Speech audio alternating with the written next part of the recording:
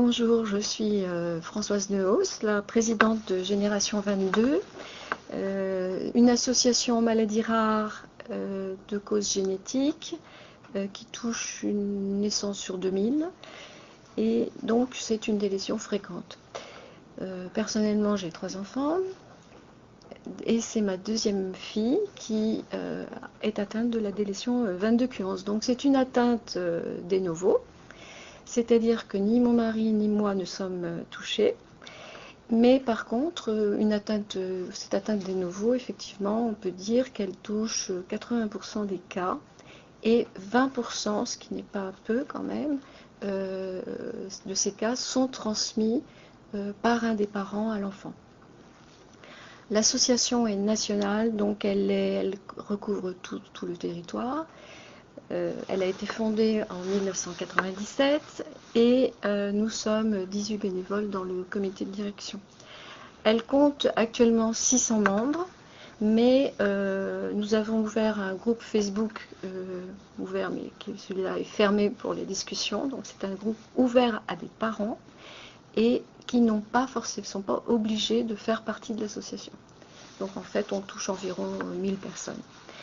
Nous organisons tous les ans des réunions en région, mais aussi nous avons beaucoup de besoin d'informer les familles, donc nous avons des outils, nous développons des outils de communication tels que un journal semestriel, on édite des plaquettes et nous avons rédigé un livret, le livret qui s'appelle Vivre avec une microdélétion 22q11. Donc c'est un livret qu'on a distribué, nous avons distribué 3500 exemplaires depuis 2015.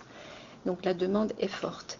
Par ailleurs, nous sommes aussi à l'écoute des familles, parce que c'est ça vraiment, c'est pour ça qu'on existe, écouter donc au téléphone, par mail, et les familles peuvent donc nous contacter quand ils le désirent, et on les rappelle ou on s'arrange avec elles, en tout cas pour parler, pour qu'elles puissent poser leurs questions.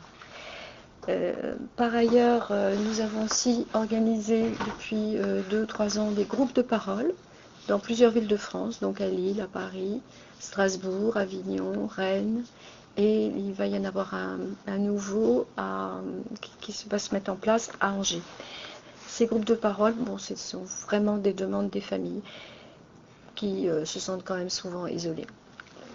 Par ailleurs, tous les 2 ans, nous organisons un groupe,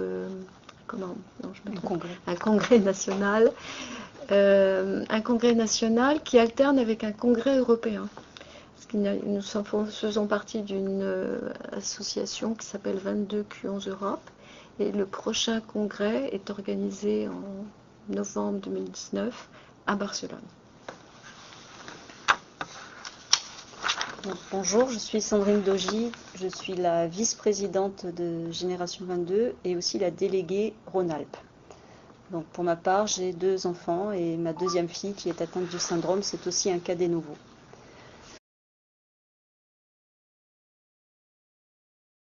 Donc je vais vous parler des difficultés, rapidement des difficultés qui sont rencontrées dans le syndrome. Donc c'est un syndrome multidisciplinaire qui concerne beaucoup de problèmes, d'anomalies du développement.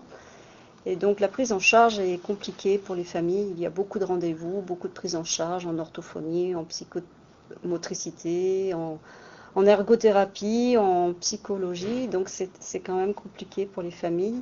Surtout que très souvent, il y a des troubles des apprentissages, donc c'est très anxiogène. Et parfois, c'est compliqué de trouver des professionnels qui connaissent bien le syndrome à proximité, pas loin du domicile. Donc, quand on habite près d'un centre de référence, c'est très bien, mais malheureusement, ce n'est pas toujours le cas. Et c'est important pour les familles de comprendre ce syndrome, d'où toute notre action pour les informations dont parlait Françoise. Et ce qu'il faut aussi savoir, c'est qu'il y a des syndromes à la naissance, qui sont diagnostiqués qui apparaissent parfois même en anténatal, mais il y a aussi des syndromes qui apparaissent au cours du développement de l'enfant. Donc, il peut y avoir donc des troubles somatiques, des troubles neurologiques, des troubles des apprentissages, donc qui apparaissent plutôt lorsque l'enfant entre en élémentaire, mais parfois un petit peu en maternelle parce qu'il y a des problèmes de motricité fine. Et puis il y a aussi des troubles psychiatriques qui peuvent intervenir très tôt et qui sont très importants à identifier parce qu'on sait aujourd'hui qu'une prise en charge précoce favorise nettement le développement de la personne et son parcours. Donc ce syndrome en fait est lié à l'absence de 60 gènes sur le chromosome 22 et il est extrêmement variable. Les atteintes peuvent être des cas très sévères et parfois être asymptomatiques. Donc on a parfois des personnes qui sont diagnostiquées très tardivement parce qu'ils ont eu un enfant qui est atteint du syndrome mais qui ont vécu jusque-là sans le savoir.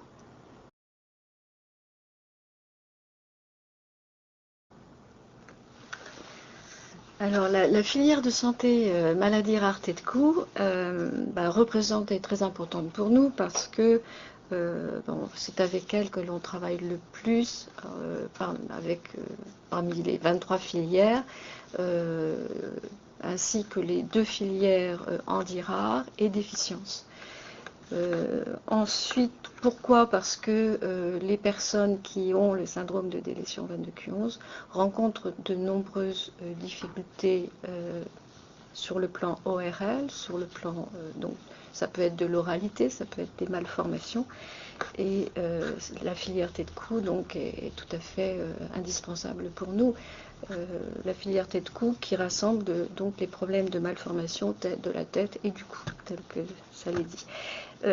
En quoi qu'est-ce qu'elle nous apporte? Elle facilite le dialogue, la communication et les actions entre l'association et les différents centres de référence.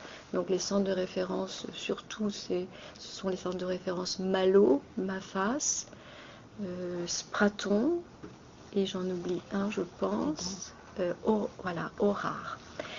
ORAR, très important parce que dans la délétion, il y a beaucoup de problèmes dentaires.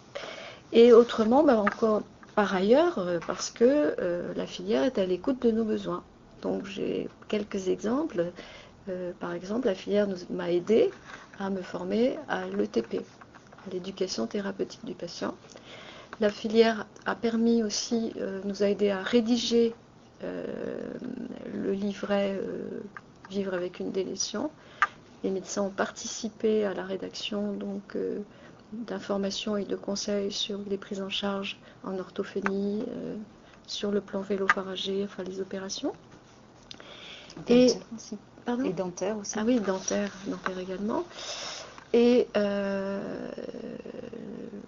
nous aide, elle est à l'écoute parce que lorsqu'on a quelque chose, par exemple, rencontrer des médecins, le staff, poser nos questions et élaborer des actions en commun, la filière est toujours prête à nous écouter.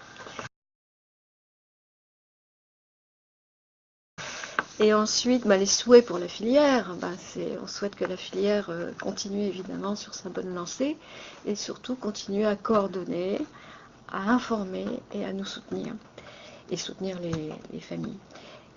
On voudrait bien développer des actions peut-être davantage dans les régions et donner plus de visibilité aux centres de référence et de compétences pour une meilleure information des familles. Parce que c'est vrai que les centres de référence et compétences, nous on les connaît en tant qu'association, on essaie d'informer les familles, mais est-ce que lorsqu'on arrive dans un centre de compétences et de référence, on sait que c'est un centre de compétences et de référence? Donc c'est un peu la dernière question que je me suis posée, et je pense que c'est important que les familles réalisent aussi ce que c'est quand elles y vont. Voilà, je vous remercie. Merci.